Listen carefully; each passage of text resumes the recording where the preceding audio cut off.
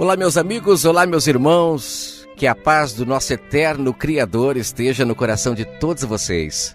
Muitas pessoas têm me pedido para gravar algo sobre o dízimo, e eu confesso que este assunto é um assunto muito polêmico, mas eu vou tentar neste áudio, de uma forma muito simples, de uma forma muito descomplicada, falar um pouquinho sobre esse assunto. Primeiramente, eu gostaria de deixar claro que eu não vou ficar aqui utilizando versos isolados para te provar nada, porque eu não quero criar na sua mente um labirinto. Eu quero que você, muito pelo contrário, você saia deste labirinto que te colocaram. E por isso, eu vou explicar algumas lógicas, porque quando nós entendemos a lógica, tudo se esclarece. Sabe quando você tem um assunto que você não entende muito bem, e de repente vem uma pessoa e te fala a lógica do assunto, e você olha e fala, então é isso. Por que você não me falou antes? Sabe essas questões que muitas das vezes no dia a dia acontecem? Com esse assunto e com todos os outros também é a mesma coisa. Se nós explicarmos a lógica, e isso era o que era para o sistema religioso fazer, as pessoas automaticamente se libertariam, encontrariam a vida. Mas eles complicam. Eles colocam elas dentro de labirintos intermináveis. E quando as pessoas vão para os seus cultos ali para aprender, como eles dizem que estão lá para aprender, os pastores, ao invés de pegar um assunto e pegar o começo, meio e fim e ir destrinchando tudo até a pessoa compreender, eles vão fazendo o quê? Eles vão colocando labirintos, pegam um texto aqui, texto ali, prova lá, pegam no começo, pegam no final. E no fim, a pessoa sai de lá convicta de que tem que fazer aquilo ou de não tem que fazer aquilo, depende do que eles querem passar para a pessoa, mas sempre utilizando assim, montando realmente uma teia de aranha, como o profeta Isaías disse. É uma teia de aranha tão grande que a pessoa fica presa e não consegue mais sair. E quando na verdade o assunto é simples. Se você explicar a lógica, você liberta as pessoas. E é isso que o Messias fez quando ele veio. O verbo da vida, quando ele esteve aqui, ele sempre utilizava a própria palavra para tirar o povo da palavra. Olha que coisa louca. E por que ele fazia isso? Porque a palavra que eles foram inseridos no começo ali pelos lavradores, elas escravizaram eles. Tanto é que o Messias, quando ele veio, ele disse: vinde a mim todos vós que estáis cansados. Estáis cansados do quê? O sistema religioso, eles dizem que é estar cansado das baladas, da vida noturna, essas coisas todas, quando na verdade não é nada disso. O Messias mesmo disse para os líderes religiosos: vocês colocam fardos sobre as pessoas que nem vocês conseguem carregar. São ensinamentos intermináveis, questões que nunca têm fim. E no fim as pessoas ficam escravas de vocês. Aí ele chega para as pessoas e disse: vinde a mim, vocês que estáis cansados de carregar esses fardos. Ali não coloca fardo, mas é nítido. Estáis cansados do quê? Ele veio para Israel. Israel estava inserido em um contexto totalmente escravo. Eles estavam num aprisco, como o Messias disse em João 10. E o Messias veio sendo a porta para tirar o povo daquele aprisco, para tirar o povo daquele engano. Então você compreende que é simples a coisa, é só nós desembaraçarmos. Vamos lá. Quando o Criador do Universo ele institui o dízimo para a nação de Israel, ele deixa claro que o dízimo era alimento, nunca foi dinheiro. Aí muitos líderes religiosos, quando é perguntado para eles sobre isso, o que eles dizem? Que na época não tinha dinheiro, o que é mentira. Lá no livro de Gênesis, no capítulo 23, quando morre a mulher de Abraão, a Sara, ele compra um local para sepultá-la por 400 ciclos de prata. Ele compra diretamente da mão de Efron. Leia lá no livro de Gênesis, no capítulo 23. Desde aquela época, já se existia dinheiro. Agora eu vou mais longe. No capítulo 27 de Levítico, no começo do capítulo, você vai ver ali os caras falando sobre comprar campo, né? A questão do ano jubileu do campo, eles tinham que avaliar. E lá fala, principalmente no verso 18, que ao santificar o campo depois do ano jubileu, o sacerdote, ele contava o dinheiro conforme os anos restantes até o ano jubileu. E isto abatia a dívida, abatia o valor do campo. O campo ia perdendo o seu valor conforme o tempo, então eles tinham que fazer esses cálculos para poder vender o campo. Então era tudo com dinheiro. E ali ainda fala no texto dinheiro. E lá embaixo, um pouquinho mais para baixo, a partir do verso 30 mais ou menos, fala sobre o dízimo. Olha só, no verso 30, por exemplo: também todas as dízimas do campo, da semente do campo, do fruto da árvore, são do Senhor. São santas a ele. Porém, se alguém das suas dízimas resgatar alguma coisa, acrescentará a sua quinta parte sobre ela. Então você começa a perceber que no mesmo capítulo, por exemplo, em Levítico 27, eles falam de dinheiro um pouquinho antes e logo depois eles falam do dízimo como alimento. Então o dízimo sempre foi alimento. É interessante a gente entender isso para a gente entrar agora num ponto importantíssimo. No madeiro, acaba-se a era carnal. A época onde tudo acontecia fisicamente, como eu digo várias vezes. Enquanto o Messias ainda estava em carne, ali existia um mundo carnal. Porque ninguém consegue ver o verbo da vida, uma palavra, ninguém consegue tocar nela, mas aquele povo tocou. Porque aquele povo foi preparado para receber o Messias, o noivo. Eles foram preparados para receber a palavra. Então, é interessante nós entendermos que do madeiro para frente começa-se então a era espiritual, a renovação do entendimento que Paulo fala o tempo todo. E aí a gente começa a compreender que o Antigo Testamento ele vai até o madeiro. Então até o madeiro, todas as vezes que se fala de dízimo, todas as vezes que se fala de oferta, eles estão falando de forma física? Sim, físico para eles. Para nós é espiritual. E se nós comermos desse fermento que a religião está hoje aí mantendo na mente das pessoas, principalmente para se autossustentar, nós estamos contaminados. Eu gravei uma mensagem no meu canal sobre o que é comer a carne de porco hoje, espiritualmente falando. Comer a carne de porco é justamente isso. É você comer desses ensinamentos carnais. O povo de Israel, quando eles eram carnais, eles não podiam comer dos ensinamentos dos gentios. A carne de porco em nada tinha a ver com o mundo espiritual. O próprio Messias, quando veio, ele deixou claro lá em Marcos 9. Tudo que a gente come entra pela boca, vai para o ventre e vira fezes. O não comer carne de porco era uma representação do povo gentil. Eles não podiam se contaminar com os ensinamentos do povo gentil, embora sabemos que se contaminaram, porque o povo de Israel foi levado para a Babilônia diversas vezes. E aí eles automaticamente começaram a ser muito carnais. Então, tudo porque comeram a carne de porco e não era para comer. Mas não a carne de porco ali literal, mas sim os ensinamentos do povo gentil. Lá em Atos 10, a prova está ali, quando o pai mostra para Pedro os alimentos e ele diz assim: eu não posso comer essas carnes porque são impuras. E o pai fala: não torne impuro aquilo que eu purifiquei. E o que o pai havia purificado? A carne em si? Não. Era o fato de eles agora poderem se misturar com os gentios, poderem ir e anunciar a palavra aos gentios, porque antes eles não podiam, porque senão eles iriam se contaminar. Mas agora, como eles já estavam lavados pela palavra, eles poderiam ir sem medo. E ali deixa claro que a carne que eles não comiam na velha aliança representava os ensinamentos dos gentios. E hoje nós, gentios, não podemos mais comer a carne que eles naquela época estavam sacrificando, estavam participando daqueles ensinamentos, que eram muito já contaminados com os ensinamentos dos gentios, porque o povo de Israel foi levado para o cativeiro muitas vezes. A Babilônia contaminou eles até o máximo. Israel ficou totalmente prostituída através dos ensinamentos. O Messias deixou isso muito claro. O Messias, ele veio libertar o povo dos ídolos que eles estavam adorando nos montes, nos templos. O livro de Ezequiel deixa isso muito claro no capítulo 8. O pai, ele mostra para o profeta ali o povo se contaminando com os ídolos, adorando Deus Sol, né? Israel estava totalmente contaminado. O Messias, ele deixa claro lá para a mulher samaritana: você teve 5 maridos, 5 ídolos. O sexto agora que você está adorando não é seu, porque o seu você adora no espírito. E aí ela lembra que de fato ela adorava os deuses nos montes. Então você percebe que nós precisamos separar o antes do madeiro e depois do madeiro.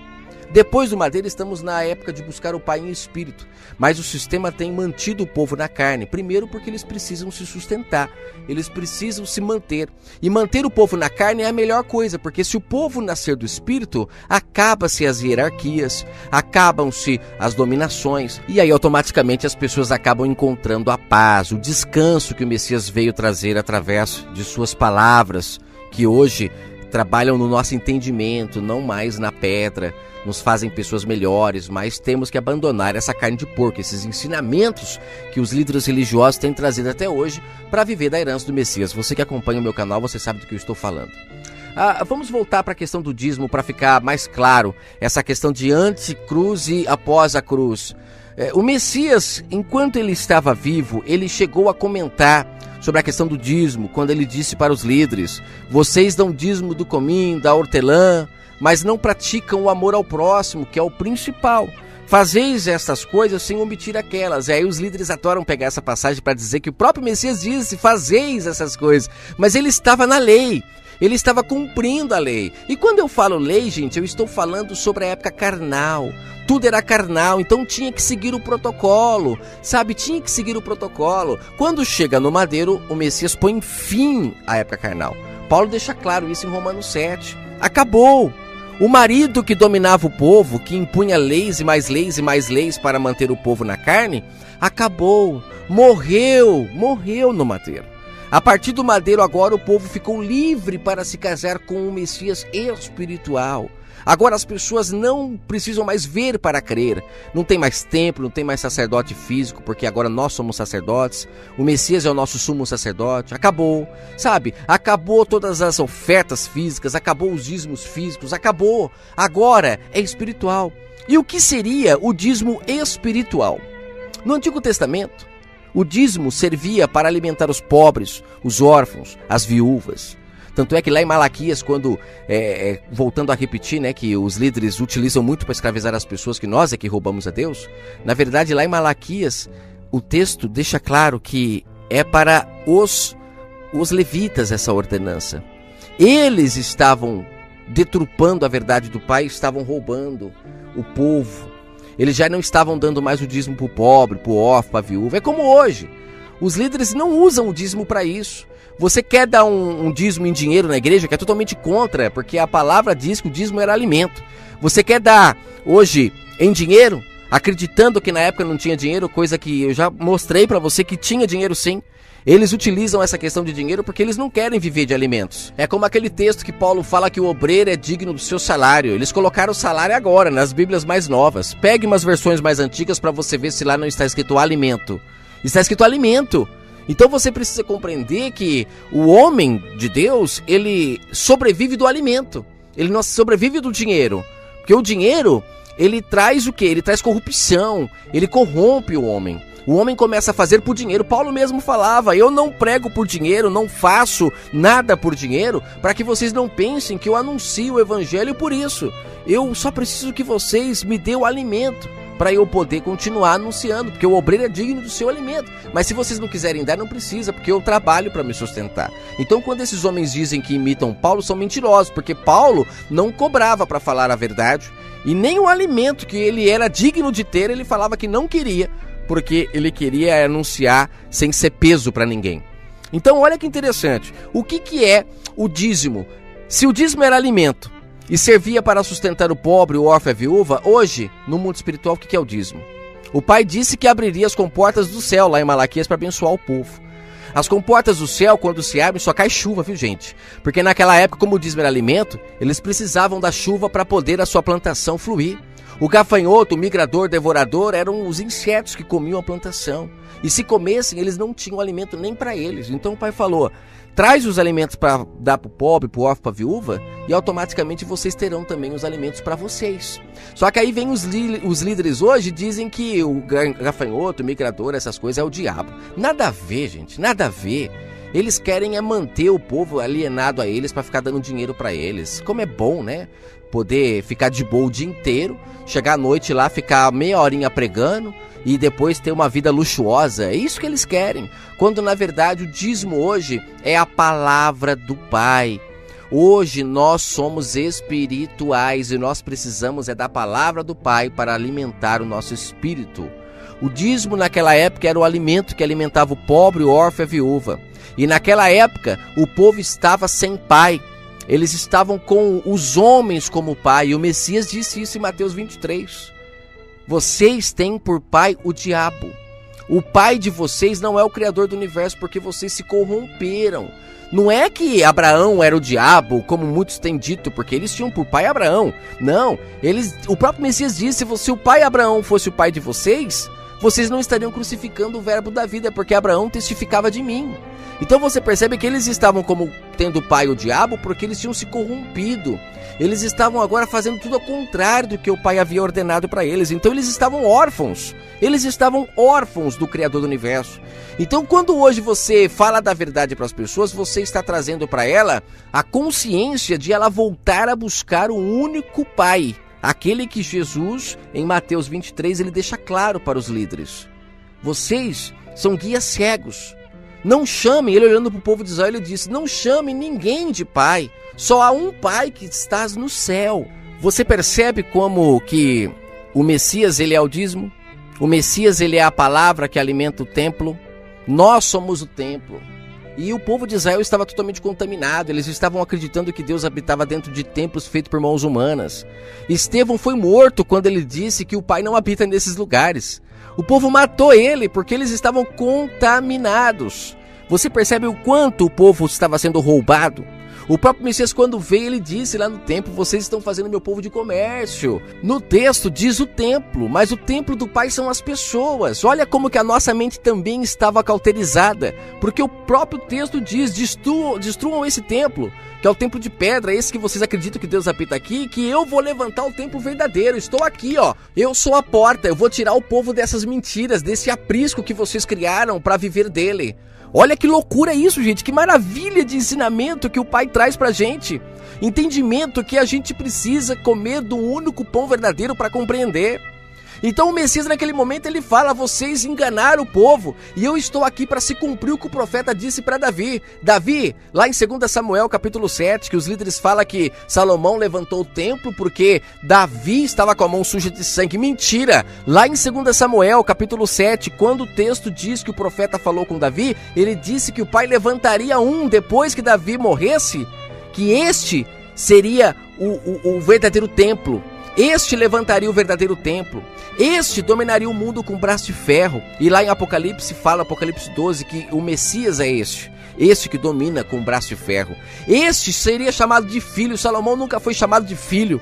Paulo em Hebreus capítulo 1, ele diz que só o Messias recebeu o título de filho, mais ninguém. Então quando o Messias está ali naquele momento dizendo: destruam esse templo que eu vou levantar o verdadeiro, ele estava se referindo ao seu corpo como verdadeiro templo e aquele de pedra como falso templo que foi levantado para enganar as pessoas. Apostasia já naquela época, e hoje continuamos, e está indo cada dia mais pior, porque infelizmente as pessoas não acordam que o verdadeiro templo somos nós, e que hoje, até hoje, o povo continua viúvo. Estão servindo a deuses mortos dentro desses apriscos em cada esquina. São prostitutas como em Balaão, que trazem as pessoas para se prostituir com os seus ídolos, e cada um busca o seu próprio interesse. Cada um cria o seu próprio Deus. Um é o Deus que cura isso, outro é o Deus que dá dinheiro para aquilo, outro é o Deus que faz isso, cada um buscando o Pai pelo seu próprio interesse. Ninguém querendo se consertar, como o verbo da vida disse. É por isso que existem muitos doentes entre nós, muitas pessoas fracas, porque não estão se alimentando da verdadeira palavra, aquela que nos alimenta e nos torna filhos de um único Pai, como disse o Messias em João 17, eu vim para que creio que tu és único. E por que ele falou isso? Porque Israel estava entregue a muitos deuses. O povo de Samaria, quando as tribos se separaram, eles foram entregues a vários deuses. O povo de Judá, de Jerusalém também. Lá em Ezequiel capítulo 8 deixa claro que nos templos lá de Israel, o povo estava adorando o Deus Sol na época dele. E não mudou. O Messias denunciou isso na mulher samaritana, mas os líderes insistem que ali é homem, que ela era uma mulher da vida, que tinha muitos maridos físicos, quando na verdade não era isso. Ela mesmo disse: meus pais adoravam nos montes. Vocês dizem que é no templo. Olha, ele falava de adoração, de ídolo, de maridos, deuses, que Oséias lá no capítulo 2 e no livro todo de Oséias mostra o pai pedindo para Oséias se casar com uma prostituta para mostrar como Israel estava. Israel estava prostituta aos olhos do pai. Ela estava dando para qualquer ídolo, vamos falar assim já o português claro. Ela não estava se guardando para o verdadeiro marido, aquele que dava a chuva, que dava os alimentos. Muito pelo contrário, ela pegava os alimentos, ela pegava as coisas que o verdadeiro marido dava e ela levava para os seus amantes, e é o que as pessoas têm feito hoje. Gente, vamos acordar. O dízimo que o Pai quer é que nós falemos do seu amor uns para com os outros. É isso que alimenta o templo, que faz as pessoas estarem vivas diante do Pai. Mas as pessoas estão comendo lavagem da mão do sistema, estão contaminadas, elas estão órfãs, elas estão viúvas, elas estão pobres, como diz no Apocalipse, na 7ª carta da igreja de Laodiceia. Elas estão pobres, cegas e nuas. E o Messias, quando veio, ele veio abrindo os olhos dos cegos. Você pensa que lá era cego físico? Você acredita que lá era cego físico? Você acredita que lá era lepra física? Você acredita que era um aleijado físico? Então coma dessa lavagem. Lá pode até ter sido fisicamente para nos trazer uma sombra de que hoje não é o cego físico que o Pai quer, não é o paralítico que o Pai quer levantar de sua cadeira. O Pai quer que as pessoas libertem-se dessas doenças espirituais, doenças que estão fazendo os espíritos das pessoas estarem totalmente contaminados. Eu vou gravar um outro áudio falando sobre as curas do Messias, porque pediram para ele fazer sinal e ele disse que não faria outra a não ser o de Jonas. Então será que os sinais que ele fez lá foram como hoje? Hoje eu fico meio cismado porque o Messias disse que os falsos profetas é que fariam sinais, prodígios e maravilhas. Agora ele, será que de fato essas curas que ele fez foi tudo fisicamente, como os homens trazem para hoje? Ele disse que só faria o sinal de Jonas. Tem muita coisa aí, gente, que precisa ser, escancarado para o mundo saber, porque esses homens estão vivendo da herança, trazendo muitas coisas para a carne, fazendo o povo ser carnal, ainda buscando em templo físico. O Messias disse que levantaria o verdadeiro templo, e o povo hoje aceita novamente o templo falso no lugar do verdadeiro. O povo hoje está ainda precisando do dízimo, eles não estão aceitando receber o dízimo, que é a verdade, estão preferindo ficar com o fermento desses homens. Então eu peço a você, liberte-se. O dízimo verdadeiro é a palavra do Pai, que faz você não ser mais órfão, que faz você não ser mais viúvo, que faz você não ser mais doente, e você começa a dar frutos espirituais e não frutos mais infrutíferos para o Pai. Fique com o Eterno, gravarei outra mensagem sobre o dízimo mais completa. Espero que essa possa ter te ajudado a encontrar um pouco da lógica. Temos que entender a lógica.